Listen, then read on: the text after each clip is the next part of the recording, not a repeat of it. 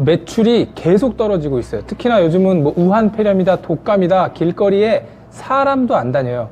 매출이 너무 떨어졌어요. 저 좀 제발 좀 도와주세요 라는 전화를 요즘 정말 많이 받습니다. 뭐 제가 어떻게 해드릴 수는 없지만 그래도 이 매출 폭락하는 상황에서 이겨낼 수 있는 방법을 한번 찾아볼게요.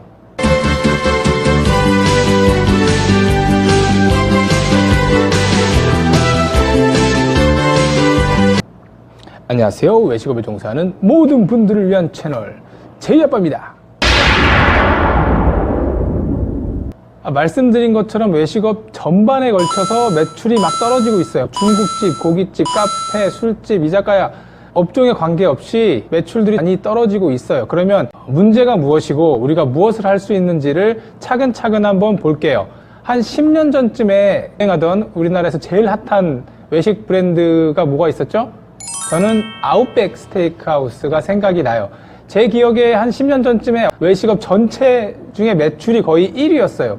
주말이면 막 1시간씩 막 기다려서 먹기도 하고 거기서 막 사진 찍고 뭐 투움바 파스타, 부슈맨빵, 스테이크 이런 것들이 정말 유행을 했었어요. 그러면 한 5년, 4년 전쯤에는 뭐가 있었죠? 자연별곡 같은 한식 뷔페들이 많이 있었어요. 한식 뷔페라는 것들이 조금 새롭기도 했고 가족 단위의 고객들이 굉장히 많았어요. 여기도 마찬가지로 큰 쇼핑센터나 뭐 로드샵 큰 매장에 가족들 단위로 그리고 회식 단위로도 많이 왔었어요. 그러면 한 3년, 4년 전쯤엔 뭐가 있었을까요?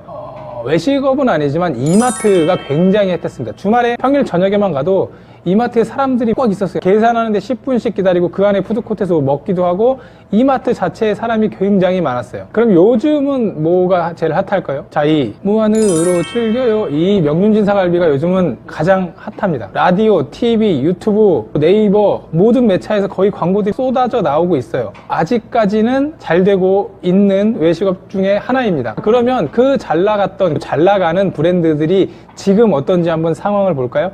아웃백 스테이크하우스는 매장이 반토막이 났어요. 매출도 반토막이 나고. 그리고 자연별곡이나 이런 한식 뷔페도 계속 문을 닫고 있습니다. 문 닫고 폐업하고 그 외식 사업부, 뭐 CJ나 이랜드 이런 회사에서 운영하는 그 한식 뷔페 외식 사업부 자체들이 거의 내리막을 걷고 있어요. 그리고 이마트는 2018년도에 제가 기억하기로는 주가가 거의 30만 원 정도 했었는데 지금은 10만 원 초반까지 떨어진 걸로 알고 있어요. 매출이 정말 계속 하락을 하고 있죠. 그리고 여지까지는 잘 나가는 이 명륜진 사갈비가 앞으로도 이렇게 잘 나갈 거라고 개인적으로 생각은 하지 않습니다. 이런 것처럼 대한민국에서 내놓으라는 외식업 브랜드들이 5년을 채 버티지 못하는 경우들이 많아요. 그러면 이 브랜드들이 위기와 이 매출 떨어지는 것들을 이겨내기 위해서 노력을 안 했을까요? 아니죠. 천문학적인 막 돈을 써서 홍보를 하고 헤드셰프들을 어디 호텔이나 외국 헤드셰프들을 데리고 와서 메뉴를 만들고 프로모션들을 하고 이벤트들을 하고 체험단을 모집하고 외국에서 경영학 공부하신 CEO들을 모셔와서 그분들이 새로운 전략을 짜고 이렇게 하는데 그럼에도 불구하고 매출이 떨어지고 폐점을 하고 브랜드가 망하는 경우들이 많아요. 왜일까요?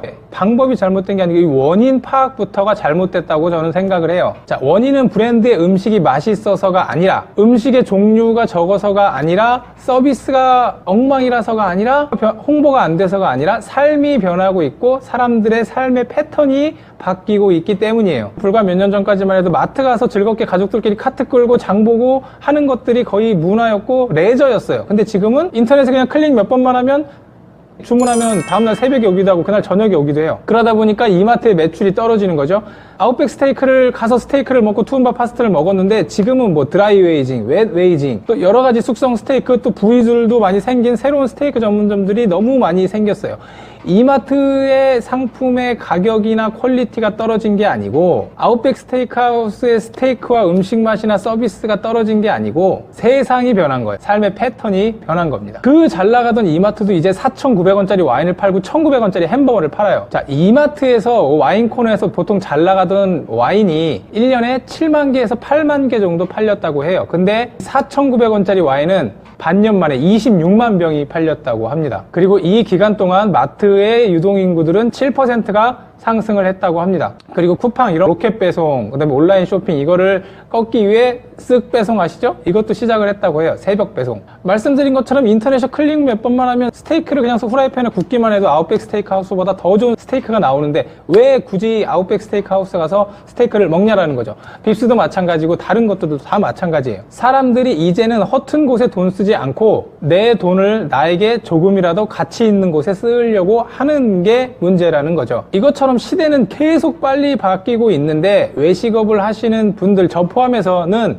시대의 흐름을 잘 못 따라가고 10년 전이나 5년 전이나 똑같은 것 같은 느낌을 좀 많이 받아요. 저도 마찬가지입니다. 아이템을 하나 선정하고 홍보를 해서 오픈빨로 손님들을 받다가 장사를 하다가 떨어지면 또 홍보를 해요. 이벤트를 해요. 신메뉴 출시하고 프로모션 진행해서 어떻게 명명을 유지하다가 브랜드 수명이 다 하면 문 닫고 새로운 걸 만듭니다. 이게 외식업의 패턴이에요, 아쉽게도. 근데 이런 게 이제는 먹히지가 않는다는 거죠. 그럼 어떤 게 먹힐까요? 당장 실천할 수 있는 거 하나만 일단 생각을 해볼게요. 지금 정말 큰 대형 브랜드에 뛰어난 인재들이 하는 것도 안 되는데 네가 어떻게 해? 라고 말씀을 하시면 할 말은 없습니다. 하지만 하나씩 방법을 찾아볼게요.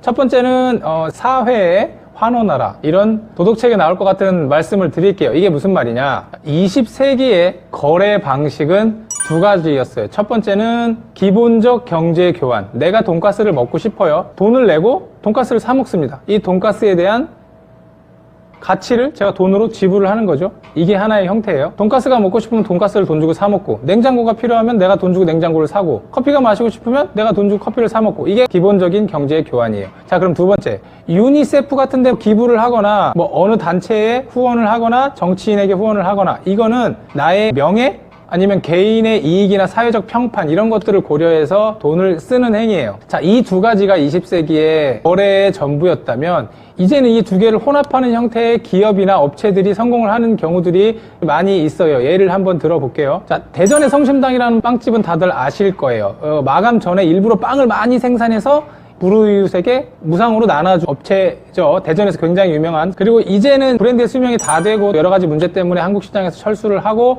쇠락의 길을 걷고 있지만, 예전에 신발 한 켤레를 사면 다른 신발 한 켤레를 아프리카의 아이들에게 기부한다는 탐스 신발. 그리고 얼마 전에 핫 이슈가 돼서 매출이 많이 올라갔던 집이 있는데, 정부에서 지원하는 뭐 사회 저소득층의 학생들을 위해 점심 지원 카드 뭐 이런 게 있더라고 해요. 근데 그거를 점심 지원 카드를 내밀면 이 친구들한테 노출이 되니까 이걸 내밀기도 뭐 하고, 또 이게 5,000원인가 밖에 안 된다고 해요. 근데 성수동인가 하는 어떤 돈가스 집에서 그냥 그거를 쭈삣쭈삣 내는 아이들이 좀 안쓰러워 보이는지, 야, 너 그냥 먹어, 그것도 내지 않고 먹어도 된다 라고 아예 공표를 했어요. 그래서 사람들이 이런 집은 정말 우리가 가서 팔아주자라고 해서 성수동 일대에서 대박이 난 돈가스 집도 있습니다. 제가 무슨 숭고한 정신이나 사명감으로 뭐 사회적 기부를 하자라고 말씀을 드리는 게 아니에요. 철저히 사업적인 관점에서 본다면, 내가 고객인데 내가 돈가스를 사 먹으러 갔어요. 그리고 이 돈가스에 대한 돈을 내는데 경제적 보상이 나에게 돈가스라는 형태로 오고, 보이지 않는 비경제적 보상, 예를 들어서 내 이름으로 기부가 됐어, 어려운 사람들이 이 빵을 공짜로 먹을 수 있어, 야, 내가 사는 신발이 아프리카 아이들에게 신발이 준대, 나는 내가 돈가스 먹고 싶어서 돈가스에 돈을 냈는데 내 돈으로 더 좋은 일을 했어 라는 사회적 만족감이 있다면, 거기에 돈가스가 맛있다면, 돈가스가 맛있는 그 식당보다 이 집이 훨씬 잘 될 확률이 많다라는 거죠. 예전에 제가 이 일을 했던 대학가 인근에 이제 밥집 프랜차이즈가 있었는데, 매일 첫 번째 손님의 이름을 적고 그 첫 번째 손님이 지불하는 금액을 기부를 했어요. 그걸 명예의 전당 이래서 막 붙여놓기도 하고, 이게 똑같은 퀄리티의 음식이 있다면 아까 말씀드린 것처럼 이런 사회적 기부가 물론 방법의 차이겠지만 있는 곳들이 더 경쟁력이 있다라는 거죠. 그리고 이것들이 단순히 일회성이나 아니면 보여지기 위해 홍보용으로 쓰이는 것보다 그 기업의 그 브랜드의 그 문화로 자리 잡았을 때 파급력은 더 클 수 있다라는 거예요. 내가 파는 상품이 사람들이 그 음식을 샀을 때 브랜드의 문화와 엮여서 야, 너가 우리 돈가스 사 먹으면 너는 돈가스 이상의 만족을 줄 수 있어 라는 걸 어필하자라는 게 포인트라는 거죠. 야, 내 돈 주고 밥 사 먹었는데 나 좋은 일 했어.